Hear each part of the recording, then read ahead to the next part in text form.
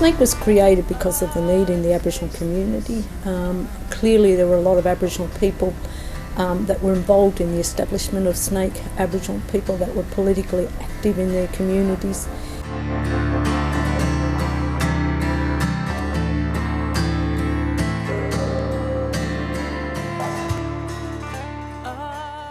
Margaret Arkey, Raylene Uy, Jenny Pryor. Obviously I couldn't go without mentioning Brian Butler and his influence and, you know, the 16 years that he put into Snake. There were a whole host of people that were responsible for launching of the Snake. Molly Dyer and her mum, Jenny Pryor from Queensland, Margaret Arkey from Cairns, John Austin was there, Alf Bandlet was there. There were people from every state. We got the cream, if you like, of the crop as far as representation from communities. Snake. We're very fortunate to get those people because we had a person like Nigel D'Souza who was absolutely committed to what he was doing. He then was very much the centrepiece of our operation. And Molly allowed him to do that. Snake represents the voice of Aboriginal and Torres Strait Islander people who are concerned about their children and families. Snake is the advocate for children and families, whether they are in the out-of-home care type system or the child protection system or in fact the early years system. People, I guess, were starting to feel a little bit guilty that this generation wasn't doing things fast enough to give those children the confidence that they needed to reach their full potential. Went to a National Labor Party conference in Canberra.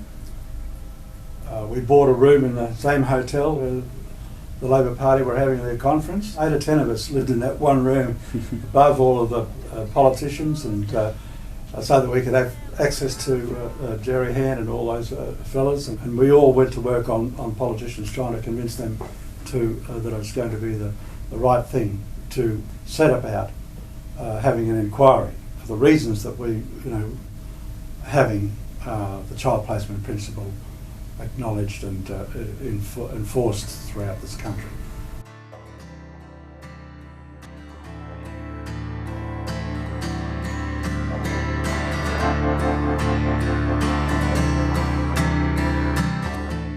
If it wasn't for Snake's efforts and the efforts of many other Snake, and I don't think would ever claim these things just as its own, but certainly in relation to the Stolen Generations and the National Apology, if you think about something in the last 20 or 30 years that's really impacted on the consciousness of pretty much everyone in Australia, it's hard to think of something in the sort of social policy area bigger than that.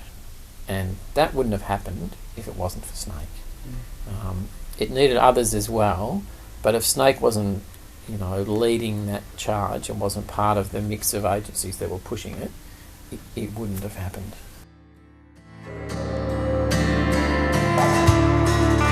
I taste the sun. We were all aware that our kids, our Aboriginal kids, including the Torres Straits, nothing that they could see was going to be, or they could feel that they were being a part of. So we started thinking about ways in which we could do this, and it was then that Snake decided that we would have a special day for our Aboriginal and Islander kids.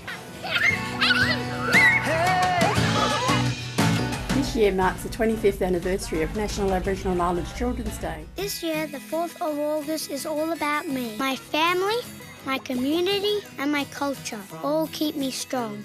So can you.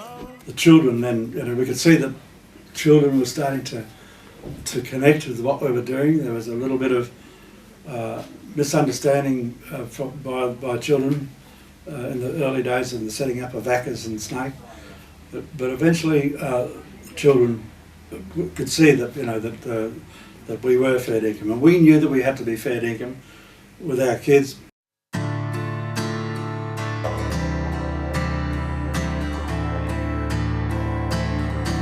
those days it was around, I think, convincing governments, state and territory and federal governments that they should be listening to Aboriginal people in this field.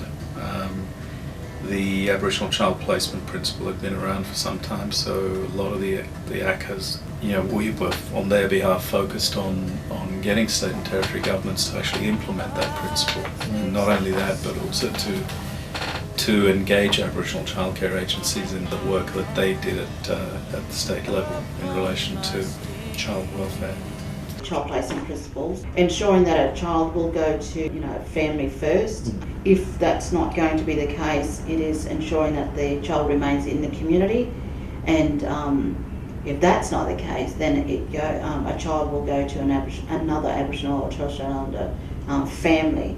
Again, it's just maintaining that connection to culture and maintaining connection to community as well too. Along the way, I think we've been sitting at the table making sure that is put in there and stays in there, and SNAIC also sees that as a national position that every state and territory should have in Australia.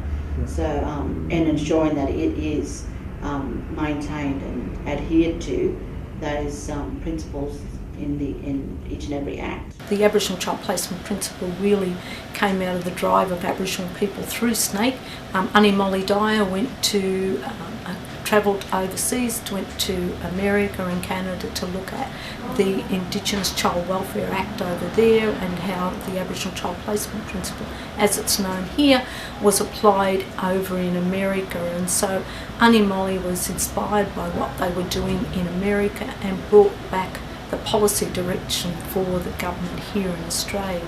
It was slow to be enacted. It was not in some states it was policy, in some states it was legislation.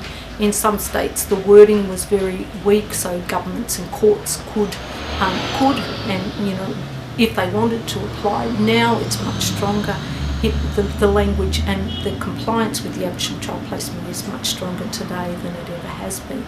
So SNAIC's role really at that time was really around getting national consistency and building an evidence base around how the Aboriginal Child Placement Principle was in the best interest of Aboriginal children. It was about nurturing, it was about stability, it's about keeping children connected is in the best interest, and it's actually the fundamental right of every Aboriginal child to be connected to their culture.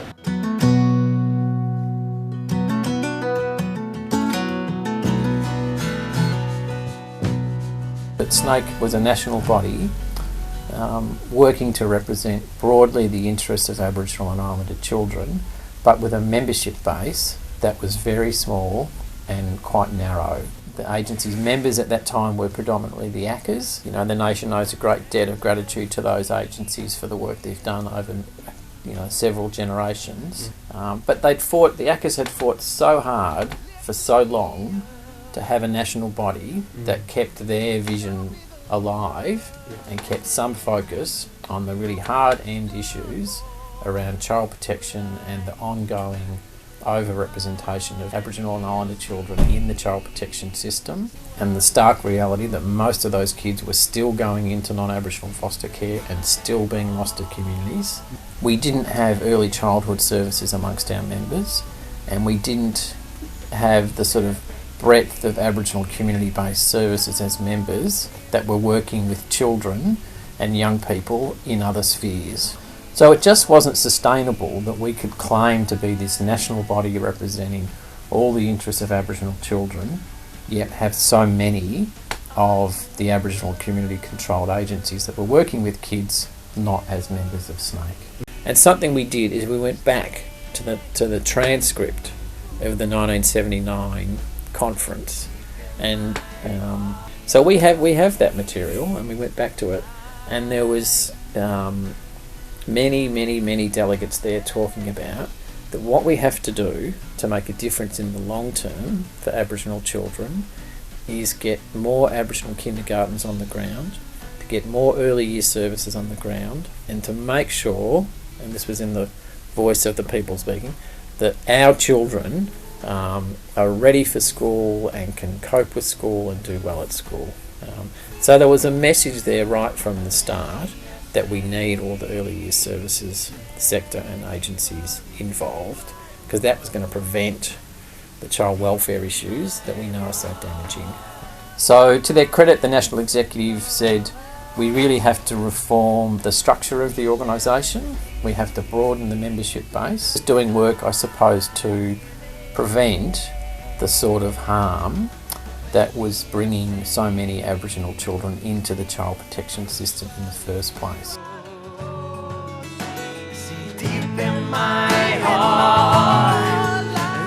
We also reached out to mainstream services and started to prosecute an agenda around cultural competence. It's the right of every Aboriginal and Torres Strait Islander person in their own country to enter into any service in their country and be treated respectfully and well and receive a quality service. And for that to happen, it meant that mainstream services needed to be shown, they needed to be told, they needed to be held to account about how they work with their country's Indigenous peoples.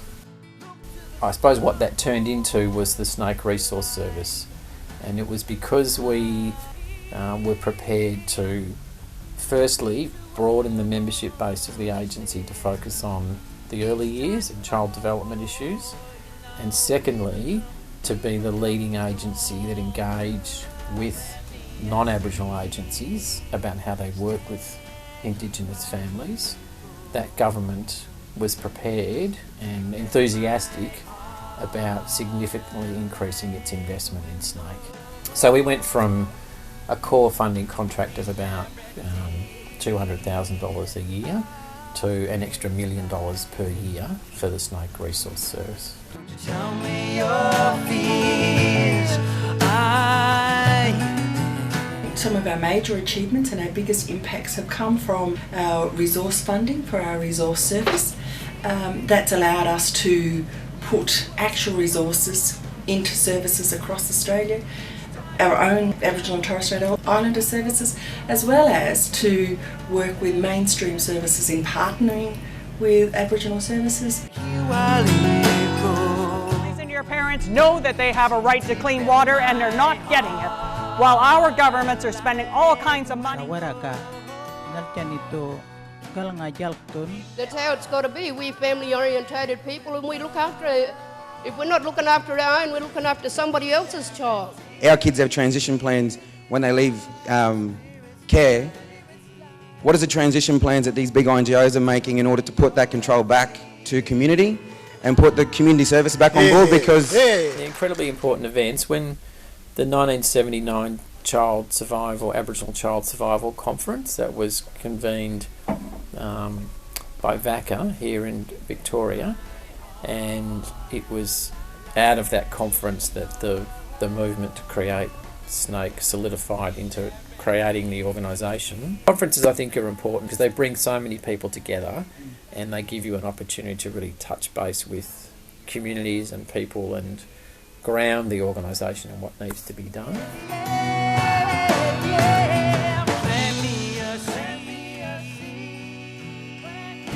So there's a range of issues around out-of-home care, around child protection, around the early years framework. We need to continue to do the work we're doing. We need to continue to support our membership. We need to continue to represent our membership's views to government. We need to continue to make partnerships with NGOs. We need to continue to develop strategies and mechanisms and tools by which Aboriginal and Torres Strait Islander people gain increasing control of what they're doing, and ultimately are dictating or deciding policy and process by which they deliver services to their own communities. Today, Snake, the ACCAs, organisations like the Congress that I'm involved in now are still working out ways in which we can support those young people, particularly those kids that are in foster care and in institutions.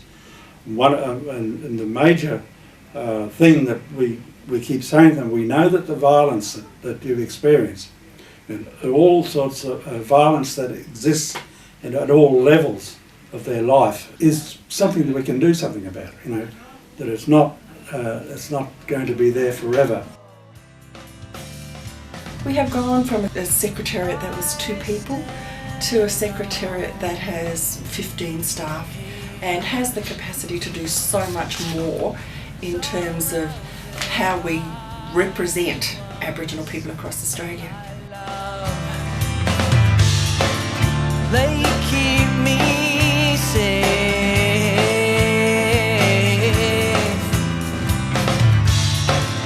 from harm above,